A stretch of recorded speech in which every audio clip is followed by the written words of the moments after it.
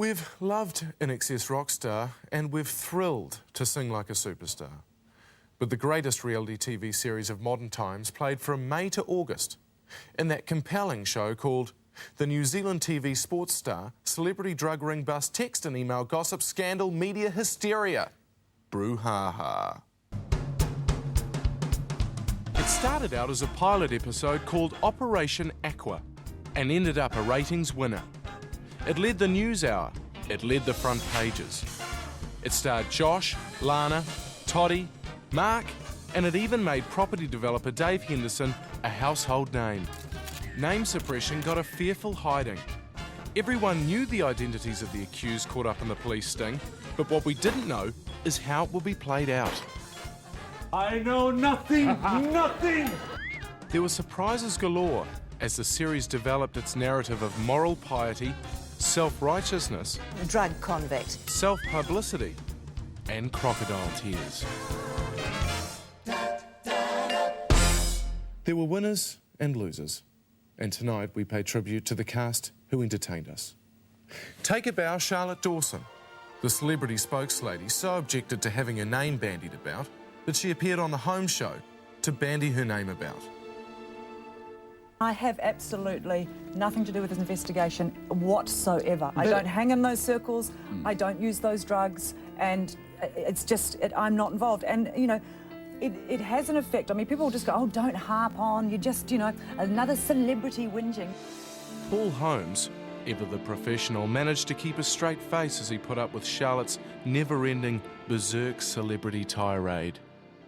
Now, it's like saying to a Catholic priest, if another Catholic priest is charged with paedophilia, should every Catholic priest have their names dragged through the newspapers and be associated with that? Should every Muslim be called a terrorist? And now people are just sort of basically saying, oh, celebrities, they're all on drugs. You know how fabulous we are that we've busted all these celebrities. Very good, Charlotte. Charlotte Dawson.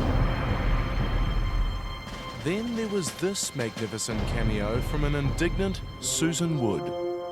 Some of the names that have been bandied about, Dean, are absolute crap, if I can use that word. I know some of these people, and it's just, it defies belief. It's absolute nonsense. I think it's a very fair point, Susan. Her guest, gossip columnist Bridget Saunders, tried to make sense, but Susan was not impressed. Because there will be damage done to people who've got absolutely nothing to do with it. See, we part company here. I don't know whether it's the small circles that I'm moving, but I haven't heard any names that I don't think are involved. I just haven't heard any. We are so short on interesting people, and I can speak with some authority on that one, that we can't afford to just throw them away. We need these people. The close-up interview also featured Dean Lonergan, who stunned viewers when they realised he couldn't be fagged shifting his ass from Kingsland to the TVNZ Network Centre less than 10 minutes away. In fact, if the traffic's good, you can do it in under 5 minutes. Back to you, cowboy. If you have a look at, say, Norm Hewitt going back 5 or 6 years ago, Normie was on the drink and busted up a house down in Queenstown. Very different, though. Very different. Look, absolutely. Then Dino and Susan shared this priceless exchange about the out-of-it pioneer of New Zealand TV celebrities who ended up out of a job. The closest we've had is probably Darren McDonald, who was on TV3, who was busted for taking drugs or what have you. And he has not been rehabilitated at this point, has he? I don't know if he's been rehabilitated or not, but it certainly hasn't helped his career. I mean career-wise rehabilitated. Yeah, well, I have no idea what he's doing otherwise. He wasn't exactly, to be fair though, he wasn't exactly a major star. Thanks to the internet, everyone seemed to know who the suspects were. I heard And probably no, I prefer not to say any names. There but for the grace of Allah. Of course, being busted for possession of drugs is hardly considered a crime to anyone under 40.